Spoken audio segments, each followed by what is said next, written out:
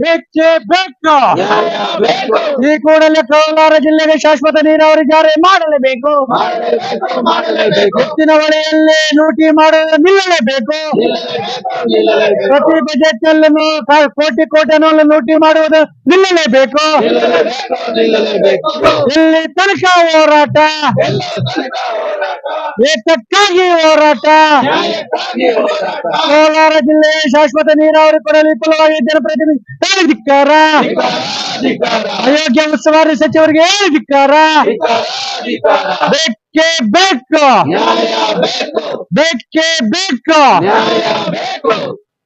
ರಾಜ್ಯದ ಮುಖ್ಯಮಂತ್ರಿಗೆ ಅಲ್ಲಿನ ರೈತರ ಮೇಲಿರುವ ಕಾಳಜಿ ಕರ್ನಾಟಕದ ಮುಖ್ಯಮಂತ್ರಿ ಮೇಲಿಲ್ಲ. ಗಡಿ ಭಾಗಕ್ಕೆ ಹೊಂದಿಕೊಂಡಿರುವ ಕೋಲಾರ ಜಿಲ್ಲೆಯ ಒಂದು ಶಾಶ್ವತ ನೀರಾವರಿಯನ್ನು ಕೊಡಿ, ಕೃಷಿಗೆ ಮತ್ತು ಕುಡಿಯಲು ಯೋಗ್ಯವಾದ ನೀರನ್ನು ಕೊಡಿ ಅಂತೇಳಿ ನಾವು ನಿರಂತರವಾಗಿ ದಶಕಗಳಿಂದ ಹೋರಾಟ ಮಾಡ್ಕೊಂಡೇ ಬರ್ತಾ ಇದ್ದೀವಿ. ಅವರು ನಮಗೆ ಕೊಟ್ಟಿದ್ದು ಯಾವ್ದು ಗೊತ್ತಾ? ಬೆಂಗಳೂರಿನ ಏನು ತಿಕಾ ತೆಳೆಯುವಂತಹ ತ್ಯಾಜ್ಯ ನೀರು KC ವ್ಯಾಲಿ ನೀರು ಕೊಟ್ಟು ಅದರಲ್ಲಿ 1380 ಕೋಟಿ ಹಣವನ್ನು ಲೂಟಿ ಮಾಡಿದರೆ 280 ಕೆರೆಗಳಿಗೆ ನೀರನ್ನು ಹರಿಸಿದ್ದಾರೆ.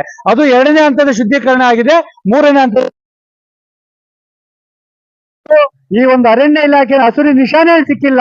ನಾವು ವರ್ಷಕ್ಕೆ ಕೊಡ್ತೀವಿ, 2 ವರ್ಷಕ್ಕೆ ಕೊಡ್ತೀವಿ ಅಂತೇಳಿ ಈ ಒಂದು ಕೋಲಾರ ಜಿಲ್ಲೆಯ ಜನತೆಗೆ ಹಗಲು ಕಂಡಂತಹ ಸೂರ್ಯನನ್ನು ರಾತ್ರಿ ತೋರಿಸ್ತಾ ಇದ್ದಾರೆ.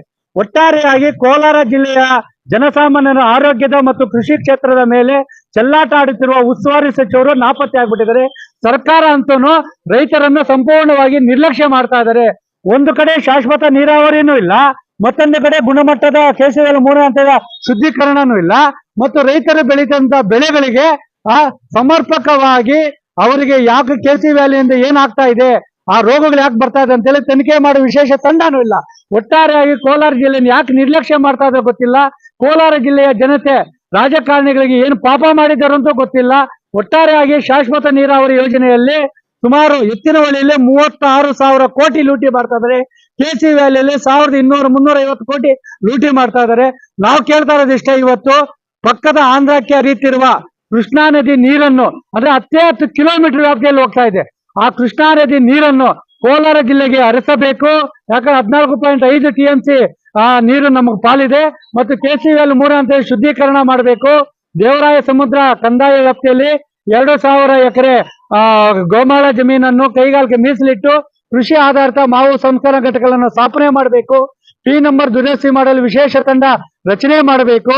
ಅದರ ಜೊತೆಗೆ ಈ ಒಂದು ಕುರಿಗಾಯಿಗಳಿಗೆ ಮೀಸಲಿಟ್ಟಿರುವಂತಹ ಯಾವುದೇ ಸರ್ಕಾರಿ ಜಮೀನನ್ನು ದರ್ಖಾಸ್ತ್ ಕಮಿಟಿ ಮೂಲಕ ಬಲಾಢ್ಯರಿಗೆ ಮಂಜೂರು ಮಾಡಬಾರದು ಅಂತೇಳಿ ವಿವಿಧ ಬೇಡಿಕೆಗಳನ್ನು ಈಡೇರಿಸುವಂತೆ ಇವತ್ತು ಬಾಬಾ ಸಾಹೇಬ್ ಅಂಬೇಡ್ಕರ್ ಅವರ ಪ್ರತಿಮೆಯಿಂದ ತಾಲೂಕು ಕಚೇರಿ ಮುಂದೆ ಖಾಲಿ ಬಿಂದಿಗೆಗಳೊಂದಿಗೆ ಕಾಲ್ನಡಿಗೆ ಜಾಥಾ ಮಾಡಿ ತಾಲೂಕು ಕಚೇರಿ ಮುಂದೆ ಹೋರಾಟ ಮಾಡಿ ನಮ್ಮ ನೀರು ನಮ್ಮ ಹಕ್ಕು, ಶಾಶ್ವತ ನೀರಾವರಿ ಕೊಡಿ, ನಮಗೆ ಕುರಿ ಮೇಯಿಸಲು ಗೋಮಾಳ ಜಮೀನನ್ನು ಕೊಡಿ, ಮತ್ತು ಕೃಷಿ ಆಧಾರಿತ ಕೈಗಾರಿಕೆ ಕೊಡಿ, KC ವ್ಯಾಲಿ 3ನೇ ಹಂತದಲ್ಲಿ ಶುದ್ಧೀಕರಣ ಮಾಡ್ಬೇಕಂತೇಳಿ ವಿವಿಧ ಬೇಡಿಕೆಗಳನ್ನು ಒತ್ತಾಯಿಸಿ ರೈತ ಸಂಘದ ಇವತ್ತೇನು ಹೋರಾಟ ಮುಖಾಂತರ ಸರ್ಕಾರಕ್ಕೆ ಎಚ್ಚರಿಕೆ ಕೊಡ್ತಾ ಇದೀವಿ.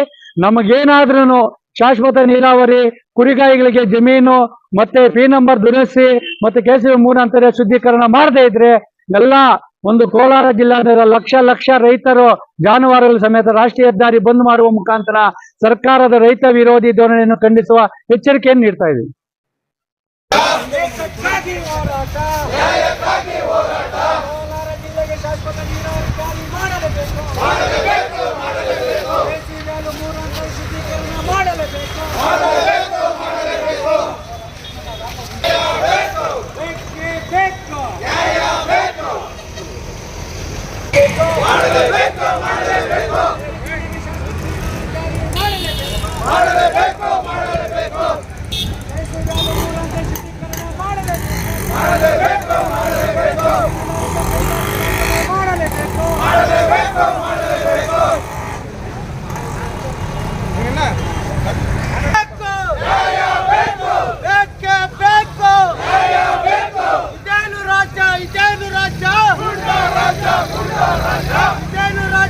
ಇದೇನು ರಾಜ್ಯ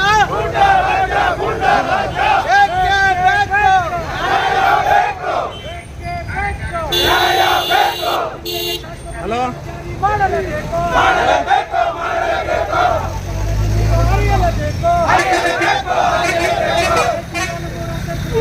ಮಾಡಲೇಬೇಕು ಮಾಡಲೇಬೇಕು ಮಾಡಲೇಬೇಕು ಗುರುಬರಲ್ಲಿ ಜಮೀನು ಉಳಿಯಲೇಬೇಕು ಉಳಿಯಲೇಬೇಕು ಉಳಿಯಲೇಬೇಕು ಉಳಿಯಲೇಬೇಕು ಉಳಿಯಲೇಬೇಕು ಉಳಿಯಲೇಬೇಕು ಕೃಷಿ ಆಧಾರಿತ ಕೈಗಾರಿಕೆ ಸ್ಥಾಪನೆ ಮಾಡಲೇಬೇಕು ಮಾಡಲೇಬೇಕು ಮಾಡಲೇಬೇಕು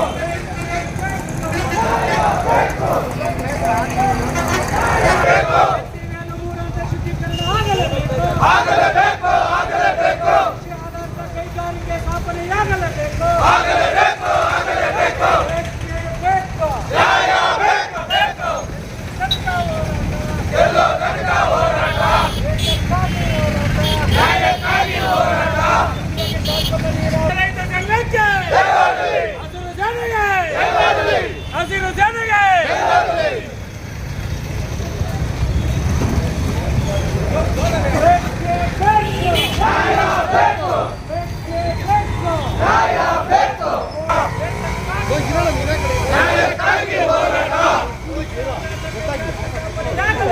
ಆಗಲೇಬೇಕು ಆಗಲೇಬೇಕು